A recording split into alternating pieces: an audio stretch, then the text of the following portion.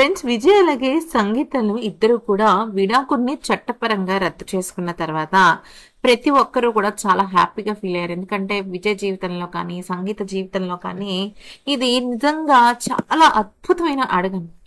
అయితే ఈ నేపథ్యంలో ఏం జరిగింది అంటే ప్రతి ఒక్కరు కూడా సంగీత గారు చాలా హ్యాపీగా ఇంటికి వస్తారని అనుకున్నారు. కానీ ఊహించని ట్విస్ట్ ఏమైంది అంటే ఫ్లాగ్ హాయిస్టింగ్ రోజున అంటే విజయ్ అలాగే సంగీత విడాకులు రద్దయిన కొన్ని రోజులకే ఈ ఫ్లాగ్ హాయిస్టింగ్ లో త్రిష కనిపించి మొత్తం సంగీత గారిది అలాగే పిల్లల మనసుని చిన్న భిన్నం చేసేసింది. ఒక్క మాటలో చెప్పాలి అంటే వాళ్ళకి మనశ్శాంతి లేకుండా చేసింది.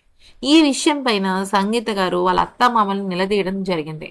కారణం ఏంటంటే ఆ రోజు వాళ్ళ అత్తామామల పక్కనే త్రిష కూర్చుని వాళ్ళతో చాలా కలివిడిగా మాట్లాడుతూ ఏదో సొంత కొడల్లాగా వ్యవహరించింది. అయితే దీనిపైన అత్తామామలు కూడా క్లారిటీ ఇచ్చారు. అమ్మ, నువ్వు గనక ఉండి ఆ పొజిషన్ నీదయి ఉండేది.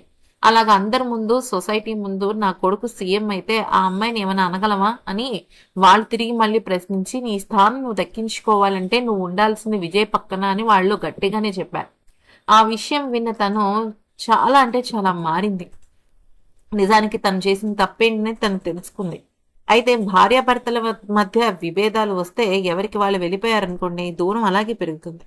అయితే ఇక ఇప్పుడు మళ్ళీ విడాకులు రద్దు తర్వాత మొదటిసారి విజయ్ ఇంటికి అడుగు పెడుతున్న తన కోడలికి ఘన స్వాగతం పలికారు విజయ్ తల్లిదండ్రులు, అంటే సంగీత గారి అత్తమామలు.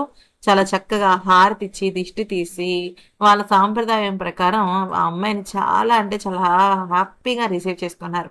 ఇంకా సంగీత గారు కూడా సూపర్ హ్యాపీ అయిపోయారనమాట. ఎందుకనంటే కొన్నేళ్ల తర్వాత అలా జరిగింది. ఫ్రెండ్స్, మరి ఈ వీడియో కనుక నచ్చితే లైక్ చేసి సబ్స్క్రైబ్ చేసుకోండి.